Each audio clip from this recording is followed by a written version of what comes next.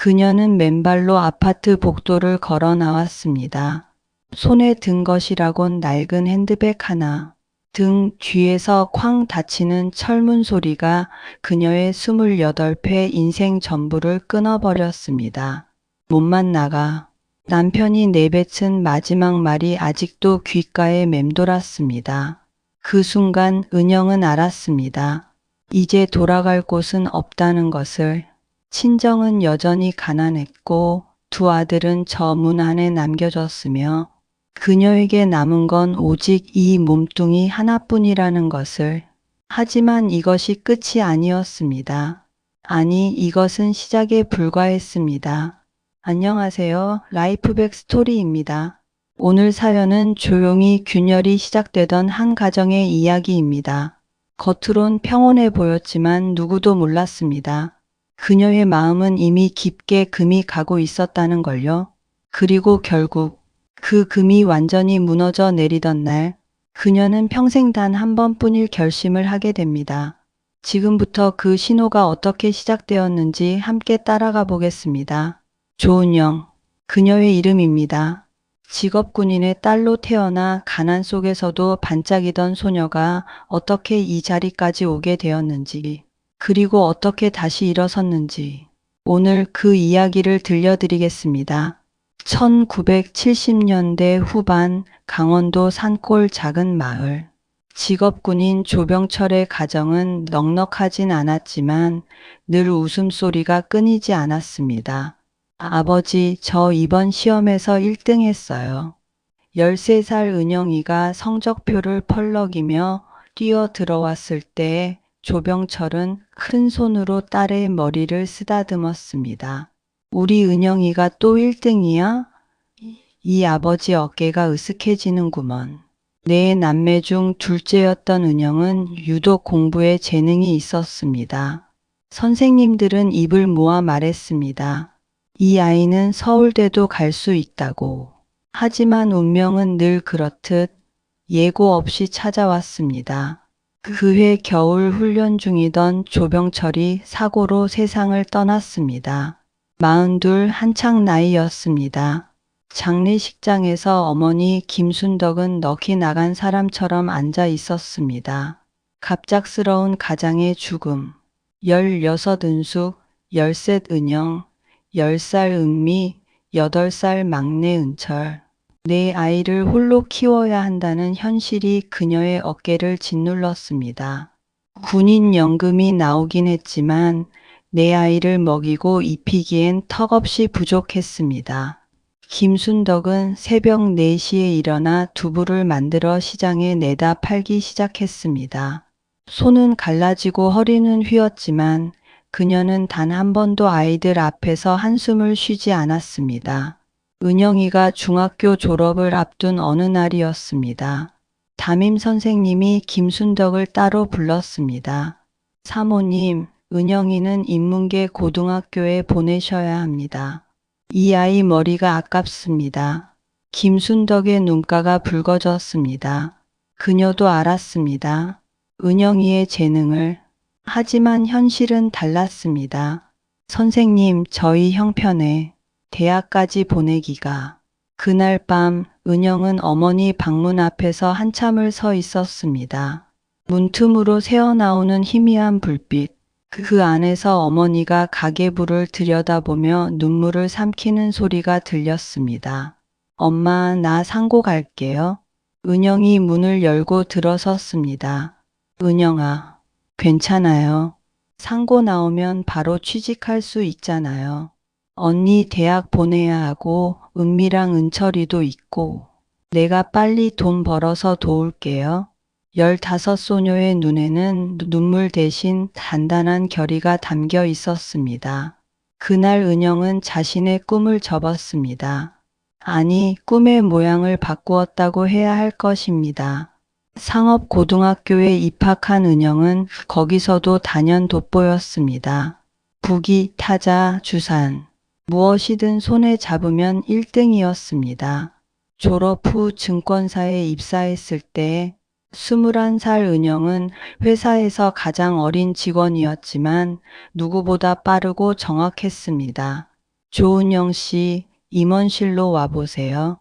입사 3년 차 은영은 전무비서로 발탁되었습니다. 당시로서는 파격적인 인사였습니다. 그녀의 성실함과 똑똑함이 빛을 발한 순간이었습니다. 조 비서, 자네 참 대단해. 어쩜 그렇게 일을 척척 해내나. 전무의 칭찬에 은영은 고개를 숙였습니다. 그저 맡겨주신 일을 열심히 할 뿐입니다. 바로 그 무렵이었습니다. 은영의 운명을 뒤흔든 남자가 나타난 것은 박정수, 영업부 과장. 33세 그는 명문대 출신의 집안도 반듯했습니다. 은영보다 6살 위였던 그는 처음 만난 날부터 은영에게서 눈을 떼지 못했습니다. 조 비서, 오늘 저녁에 시간 있어요? 과장님, 제가 진지합니다. 한 번만 기회를 주세요. 정수의 구애는 집요했고 또 진심이었습니다. 꽃 배달이 매일같이 회사로 왔고 점심시간마다 그는 은영을 기다렸습니다. 처음엔 부담스러웠던 은영도 점차 마음이 움직이기 시작했습니다. 은영 씨, 저랑 결혼해 주세요. 평생 당신만 보겠습니다.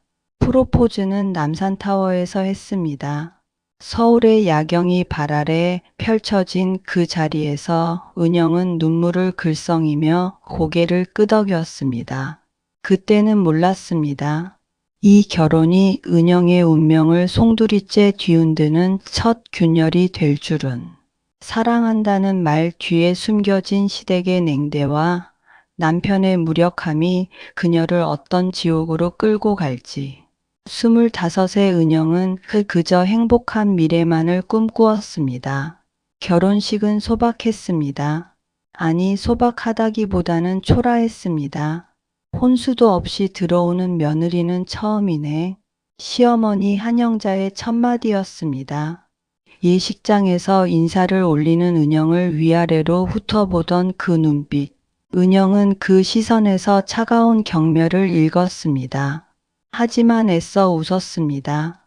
어머니, 앞으로 잘하겠습니다. 그래, 잘해야지. 우리 정수가 좋은 집안 교수들 다 제쳐두고 널 선택했으니. 정수는 옆에서 아무 말이 없었습니다. 어머니의 말에 불편함을 느꼈을 텐데 그는 침묵으로 일관했습니다. 은영은 그때 처음으로 남편의 등이 낯설게 느껴졌습니다. 신혼살림은 시댁 근처 작은 아파트에서 시작되었습니다. 주말이면 어김없이 시댁에 가야 했고 명절엔 며칠씩 머물며 온갖 일을 해야 했습니다. 은영아, 설거지는 내가 해. 큰며느리는 몸이 안 좋거든. 시누이들은 소파에 앉아 텔레비전을 보고 은영은 홀로 부엌에서 그릇을 닦았습니다. 등 뒤에서 들려오는 웃음소리와 수다소리.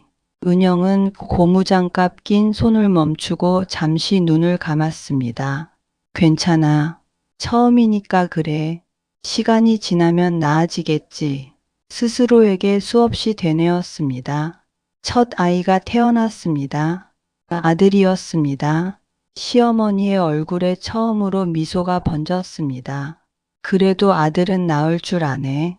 칭찬이 아니라는 걸 은영은 알았습니다. 그래도 아들을 낳았으니 이제는 인정받겠거니 생각했습니다. 하지만 현실은 달랐습니다. 산후조리원 같은 건 꿈도 꾸지 못했습니다. 출산 일주일 만에 시어머니가 찾아왔습니다. 이번 주말에 시아버지 생신인데 음식 좀 준비해. 어머니, 아직 몸이. 옛날엔 애 낳고 바로 논일했어. 요즘 젊은 것들은 참. 정수는 그때도 아무 말이 없었습니다. 둘째 아들이 태어난 후 은영의 몸은 완전히 망가졌습니다. 허리 디스크의 손목은 건초염으로 고통받았습니다. 하지만 쉴 틈이 없었습니다. 은영아, 친정에 또 돈 붙여서 써? 내 시집은 내가 책임져야지. 친정까지 어떻게 다 챙겨. 어머니, 저희 어머니 병원비가. 그건 내 오빠들이 할 일이지. 우리 집 돈이 새나가는 게 눈에 훤히 보여. 친정에 조금이라도 보내려 하면 시어머니의 비난이 쏟아졌습니다. 남편은 한마디도 거들지 않았습니다. 아니, 거들기는커녕 점점 집에 들어오지 않았습니다. 여보, 요즘 왜 이렇게 늦어요? 회식이야. 영업부가 그렇지 뭐. 술 냄새를 풍기며 들어오는 남편. 은영은 그의 셔츠 깃에 묻은 립스틱 자국을 발견하고도 모른 척했습니다. 물으면 싸움이 되었고 싸움은 늘 은영의 패배로 끝났으니까요. 네가 뭘 잘했다고 따져? 집안일이나 제대로 해. 매번 같은 결말이었습니다. 결혼 7년 차. 은영은 32이 되었고 두 아들은 초등학생이 되었습니다. 그 무렵부터 정수의 음주는 도를 넘기 시작했습니다. 이 집에서 내가 뭐야? 돈이나 벌어오는 기계지. 취기가 오르면 정수는 소리를 질렀습니다. 은영은 아이들을 방에 들여보내고 남편을 달랬습니다. 여보, 아이들이 깨? 제발 조용히. 닥쳐. 그날 처음으로 정수의 손이 은영의 뺨을 때렸습니다. 뜨거운 통증과 함께 눈앞이 하얘졌습니다. 방문 틈으로 작은 눈동자 두 쌍이 엄마를 바라보고 있었습니다. 엄마, 큰아들 민준이의 떨리는 목소리. 은영은 순간 정신이 번쩍 들었습니다. 아이들이 보고 있었습니다. 자신이 맞는 모습을. 그날 밤 은영은 화장실에 숨어 울었습니다. 거울에 비친 얼굴엔 빨갛게 부어오른 뺨과 어딘가 꺼져버린 눈이 있었습니다. 이러면 안 되는데, 하지만 어디로 가야 할지 무엇을 해야 할지 알 수 없었습니다. 폭력은 한 번으로 끝나지 않았습니다. 술이 들어가면 정수는 사람이 변했습니다. 처음엔 밀치는 정도였던 것이 점점 발길질로 주먹질로 번졌습니다. 은영의 몸에는 멍이 가실 날이 없었습니다. 아줌마, 팔이 왜 그래요? 아파트 놀이터에서 만난 이웃이 물으면 은영은 웃어넘겼습니다. 어젯밤에 넘어졌어요. 제가 워낙 덜렁대서. 시어머니는 알고도 모른 척했습니다. 아니, 편을 들었습니다. 맞을 짓을 했으니까 맞는 거야.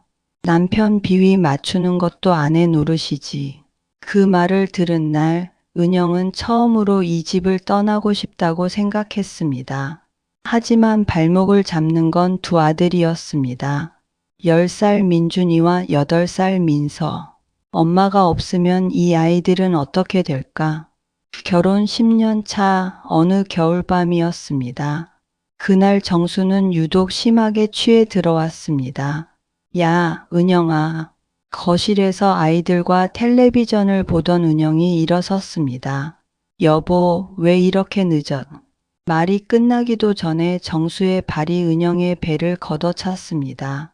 은영은 비명을 지르며 쓰러졌습니다. 아빠, 그만해. 민준이가 뛰어들었습니다. 13살 소녀는 온몸으로 엄마를 감쌌습니다. 아빠, 엄마 때리지 마. 제발. 이 새끼가. 정수가 아들까지 밀쳐냈습니다. 민서는 구석에서 울음을 터뜨렸습니다. 그 혼란 속에서 은영은 아이들을 끌어안았습니다. 아이들의 떨리는 몸이 전해졌습니다. 그 순간이었습니다. 무언가가 은영의 안에서 끊어졌습니다.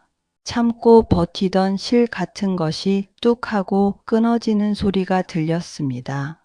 더 이상은 안 돼. 그날 밤 은영은 결심했습니다. 이혼하겠다고. 하지만 이혼 과정은 지옥이었습니다. 정수는 처음엔 비웃었습니다. 네가 어디 가서 살아? 가진 거 뭐 있어?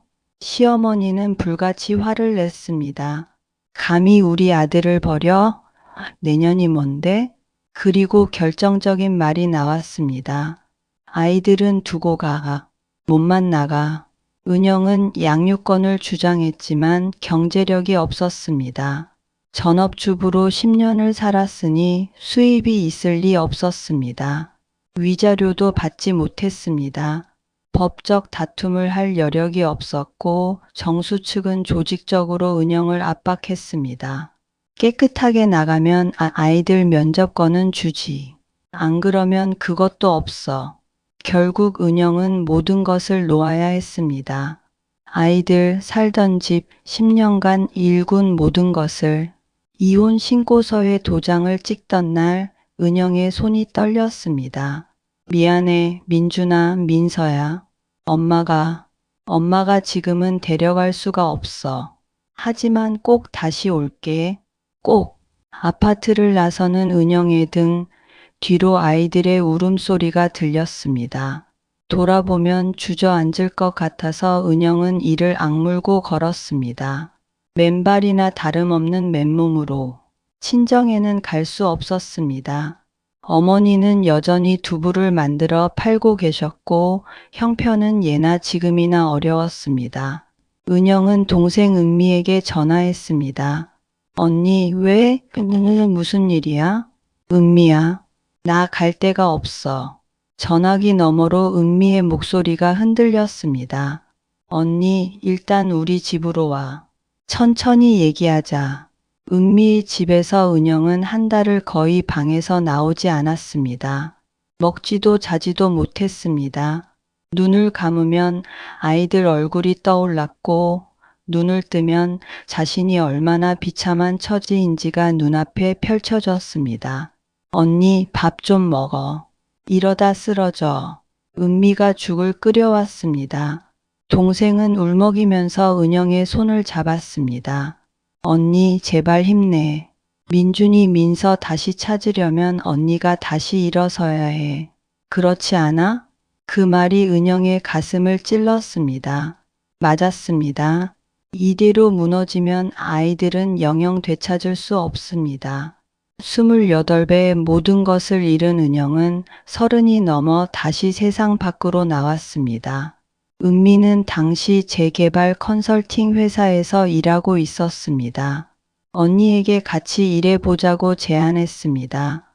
언니, 사실 이 바닥이 힘들어. 그런데 언니 능력이면 잘할 수 있어. 한번 해볼래? 은영은 고개를 끄덕였습니다. 선택의 여지가 없었고 더 이상 동생에게 짐이 되고 싶지 않았습니다. 재개발 컨설팅. 생소한 분야였지만 은영은 빠르게 적응했습니다.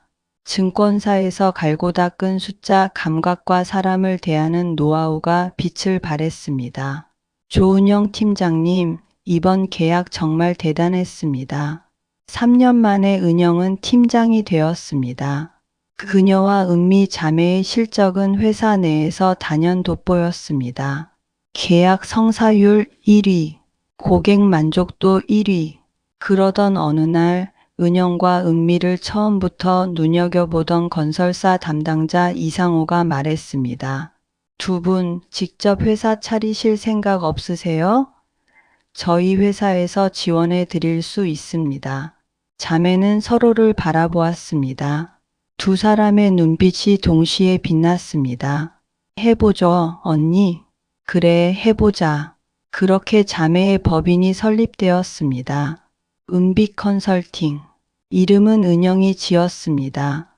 두 자매의 은자를 따서. 처음엔 작은 사무실에서 시작했습니다. 책상 2개, 컴퓨터 2대. 하지만 그들의 열정과 실력은 곧 입소문을 탔습니다. 은빛 컨설팅에 맡기면 무조건 성사돼요. 계약은 줄을 이었고 회사는 급성장했습니다. 5년 만에 직원 20명을 거느린 중견 기업으로 성장했습니다. 은영은 마침내 경제적 안정을 되찾았습니다. 그 무렵 은영의 삶에 또 다른 빛이 들어왔습니다. 김태우, 은영보다 5살 어린 건축사였습니다. 은영 씨, 저랑 밥 한번 드실래요? 거래처에서 만난 그는 따뜻하고 든든했습니다. 은영의 과거를 알고도 한 발짝도 물러서지 않았습니다. 저는 은영 씨의 오늘이 좋아요. 어제는 중요하지 않아요. 처음으로 은영은 다시 사랑받아도 된다는 것을 느꼈습니다. 둘은 동거를 시작했습니다. 재호는 서두르지 않았지만 함께하는 시간은 평온하고 행복했습니다. 삶이 다시 올라가고 있었습니다. 아이들도 정기적으로 만날 수 있게 되었습니다. 민준이와 민서는 어느새 중학생과 초등학생이 되어 있었습니다. 엄마, 나중에 꼭 엄마랑 살래요.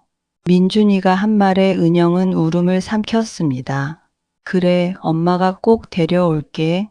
조금만 더 기다려. 모든 것이 제자리를 찾아가는 듯 했습니다. 하지만 운명은 이 여자에게 아직 더 큰 시련을 준비해 두고 있었습니다. 은미가 결혼한 것은 은비 컨설팅이 한창 성장하던 시기였습니다. 상대는 대기업 건설회사 과장 최준혁. 겉으로 보기엔 나무랄 데 없는 남자였습니다.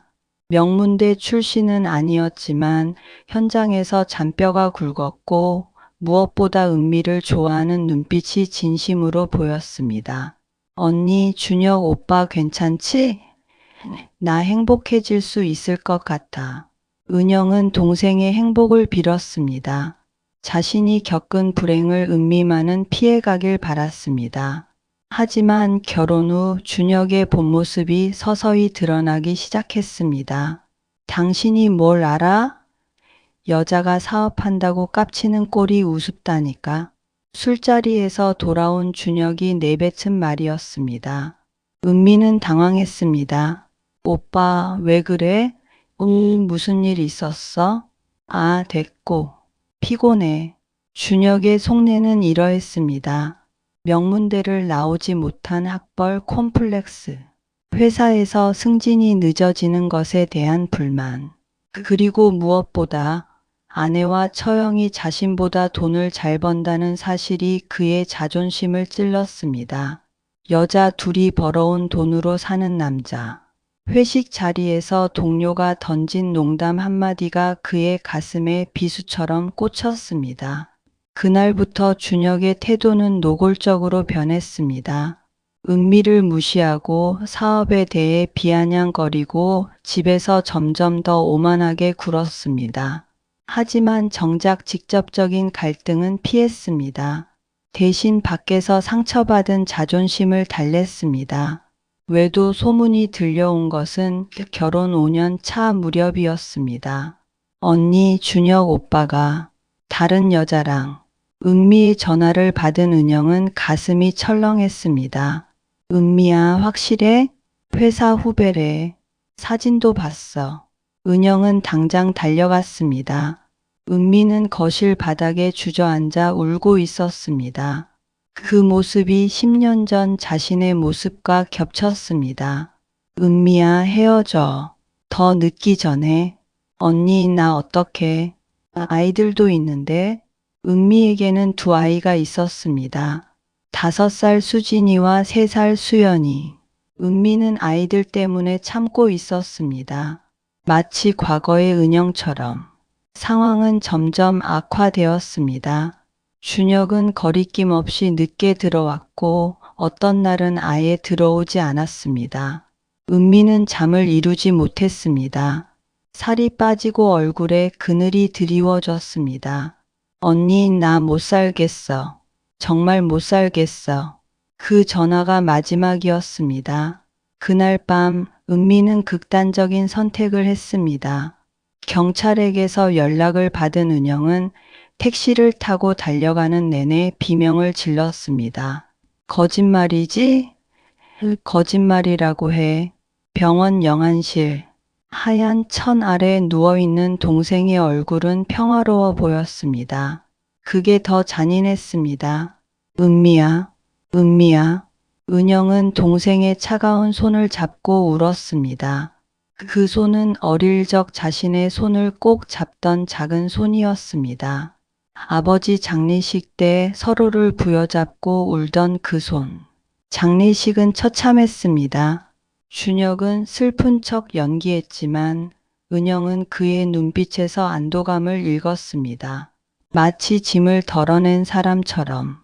더 끔찍한 일은 그 후에 벌어졌습니다. 양육권은 저에게 있습니다. 준혁이 변호사를 통해 통보해 왔습니다. 법적 아버지인 그에게 양육권이 있었습니다. 은영은 피가 거꾸로 솟았습니다. 당신 때문에 은미가 죽었어. 그런 당신이 아이들을 증거 있습니까? 제가 뭘 했는데요? 준혁은 뻔뻔했습니다. 그리고 은영은 또 한 번의 충격을 받게 됩니다. 태호였습니다. 함께 살던 동거남 김태호. 태호 씨, 이게 뭐야? 은영이 발견한 것은 태호와 준혁 사이의 문자 기록이었습니다. 은미의 재산과 회사 지분에 관한 이야기가 오가고 있었습니다. 은영 씨, 오해야. 이건 오해? 당신 처음부터 날 이용한 거야? 은미한테 접근한 것도 당신 계획이었어? 진실은 이러했습니다. 태호는 처음부터 두 자매의 회사를 노리고 접근했습니다. 준혁과 손을 잡고 은미의 재산을 빼돌릴 계획을 세웠던 것입니다. 은미의 죽음은 그들에게 예상 밖의 행운이었습니다. 법적으로 모든 재산이 남편에게 상속되었으니까요. 나가, 당장 나가.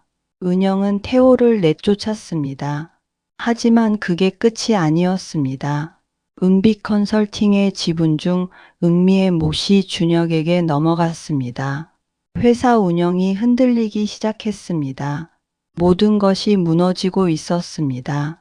동생도 잃고 회사도 잃고 믿었던 사람에게 배신당하고 은영은 다시 바닥으로 떨어졌습니다. 아니, 이번에는 더 깊은 바닥이었습니다. 그 후 1년 은영은 사라졌습니다. 세상에서 모습을 감춘 그녀는 친정에서 어머니와 함께 지냈습니다. 70이 넘은 어머니 김순덕은 아무 말 없이 딸을 품었습니다. 은영아, 밥 먹자. 오늘은 내가 좋아하는 된장찌개 끓였다. 매일 아침 어머니가 차려주는 밥, 밤마다 등을 쓸어주는 어머니의 손. 그 손길이 은영의 상처를 천천히 아물게 했습니다. 엄마, 나 어떻게 살아야 해? 어느 날 밤 은영이 물었습니다. 김순덕은 딸의 손을 꼭 잡았습니다. 살아야지. 살아서 은미 원한도 풀고 내 아이들도 찾고. 쓰러지면 안 돼. 일어서야지. 어머니의 말에 은영은 울었습니다. 오래 한참을 울었습니다. 그리고 일어섰습니다. 먼저 찾아온 것은 아들들이었습니다. 20살이 된 민준이와 18 민서가 친정집 문을 두드렸습니다. 엄마, 민준아, 민서야. 은영은 두 아들을 끌어안았습니다. 아이들은 어느새 어른이 되어 있었습니다. 엄마보다 키가 훌쩍 커진 아들들. 엄마, 우리 이제 성인이야. 아빠 동에 없어도 엄마랑 살 수 있어. 우리가 엄마 지킬게. 이제 우리 차례야. 민준이의 말에 은영은 또다시 눈물을 쏟았습니다. 하지만 이번 눈물은 달랐습니다. 희망의 눈물이었습니다. 은영은 결심했습니다. 은미의 죽음에 대한 진실을 밝히겠다고. 법적 싸움이 시작되었습니다. 은영은 준혁과 태호가 공모하여 은미의 재산을 빼돌린 정황을 추적했습니다. 은미가 남긴 자료들, 회사 장부, 계좌 이동 내역을 하나하나 뒤졌습니다. 변호사님, 이것 좀 보세요. 은미가 죽기 전 3개월간 비정상적인 자금 이동이 있어요. 고용한 변호사가 서류를 검토했습니다. 이건 횡령 정황이 있네요. 최준혁 씨 명의로 빠져나간 돈이 상당합니다. 재판이 진행되었습니다. 준혁은 처음엔 여유 있게 굴었습니다. 하지만 증거가 쌓이면서 얼굴이 창백해졌습니다. 피고인 최준혁에게 횡령 및 배임 혐의를 인정합니다. 1심에서 유죄 판결, 은영은 법정에서 주먹을 불군 쥐었습니다. 이어서 재산 분쟁도 진행되었습니다. 은미가 은영에게 남긴 유언장이 발견되었기 때문입니다. 언니에게 내 모든 것을 맡깁니다. 아이들을 부탁해요. 은미가 죽기 일주일 전에 작성한 유언장. 이 문서 하나가 판도를 바꿨습니다. 결국 은영은 회사 지분의 상당 부분을 되찾았습니다. 조카들 수진이와 수연이의 양육권도 얻어냈습니다. 이모, 아이들이 은영에게 달려왔을 때 은영은 무릎 꿇고 아이들을 안았습니다. 이모가 지켜줄게. 엄마 못 가지. 악력들의 몰락이 보이는 듯 했습니다. 준혁은 실형을 살게 되었고 태호는 사기 혐의로 수배 중이었습니다. 하지만 끝이 아니었습니다. 재판 과정에서 예상치 못한 사실이 드러났습니다. 준혁 혼자 꾸민 일이 아니라 그 뒤에 더 큰 세력이 있었던 것입니다. 조은영 씨, 이 자료 보셔야 할 것 같습니다. 변호사가 건넨 서류에는 대기업 건설사 임원들의 이름이 적혀 있었습니다. 준혁은 단지 말단 실행자였을 뿐 진짜 설계자들은 따로 있었습니다. 은빛 컨설팅을 노린 것은 우연이 아니었습니다. 두 자매의 회사가 성장하자 이를 탐낸 세력이 있었던 것입니다. 그들이 준혁을 이용해 내부에서 회사를 잠식하려 했던 것. 은미는 그들의 계획에 희생된 거였어? 은영의 손이 떨렸습니다. 동생의 죽음이 단순한 가정 비극이 아니라 조직적인 음모의 결과였다니. 분노가 치밀어 올랐습니다. 진짜 싸움은 이제 시작이었습니다. 은영은 막막했습니다. 대기업 건설사를 상대로 어떻게 싸운단 말인가.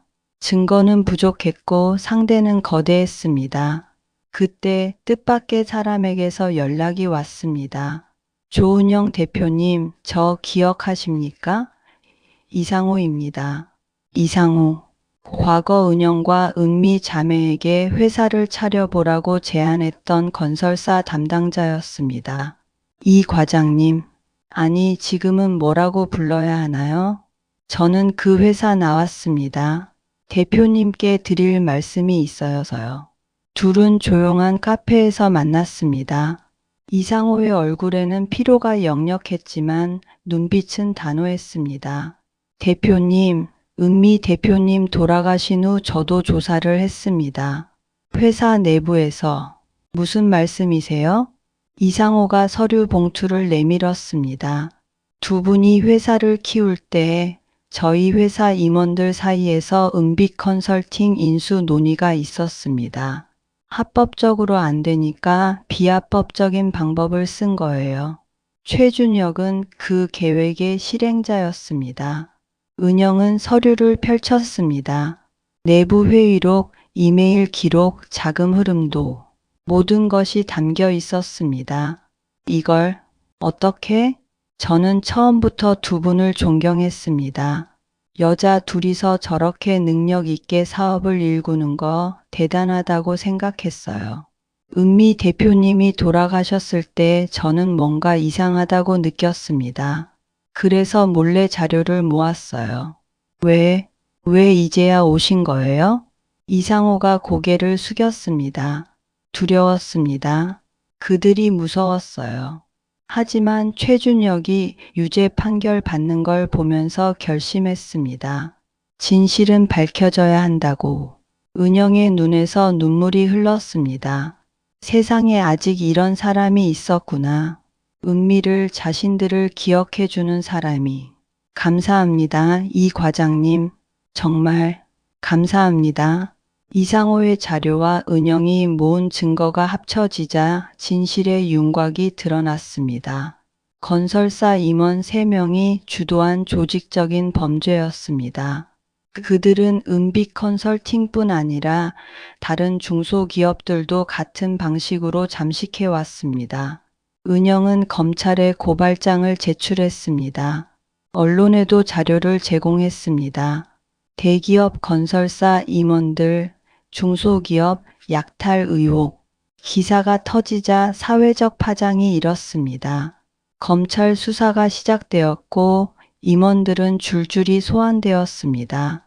은미의 죽음은 단순한 가정 비극이 아니었습니다. 은영은 기자회견에서 말했습니다. 제 동생은 탐욕스러운 자들의 희생양이었습니다. 오늘 이 자리에서 진실을 말씀드립니다. 다시는 이런 일이 없어야 합니다. 재판 끝에 임원들은 실형을 선고받았습니다. 은영은 법정에서 최후 진술을 들었습니다. 피고인들에게 징역 10년을 선고합니다. 망치 소리가 울렸을 때 은영은 눈을 감았습니다. 은미의 얼굴이 떠올랐습니다. 어릴 적 손잡고 학교 가던 은미. 함께 회사 세우자며 웃던 은미. 은미야, 이제 편히 쉬어. 언니가 다 했어. 세월이 흘렀습니다. 은영은 이제 50대 중반이 되었습니다. 머리카락엔 흰 서리가 내렸지만 눈빛은 여전히 맑았습니다. 은비 컨설팅은 정리했습니다. 그 대신 작은 공방을 열었습니다. 도자기를 빚는 공방이었습니다. 선생님, 이거 어떻게 해요? 천천히 해. 흙은 급하게 하면 안 돼. 은영은 수강생들에게 도자기 빚는 법을 가르쳤습니다. 물레 앞에 앉아 흙을 만지는 시간이 그녀에게는 치유였습니다. 아들 민준이는 회사원이 되었습니다. 어머니를 닮아 성실하고 다정한 청년이 되었습니다. 민서는 대학원에서 심리학을 공부하고 있었습니다. 어린 시절 트라우마를 공부로 승화시킨 것입니다.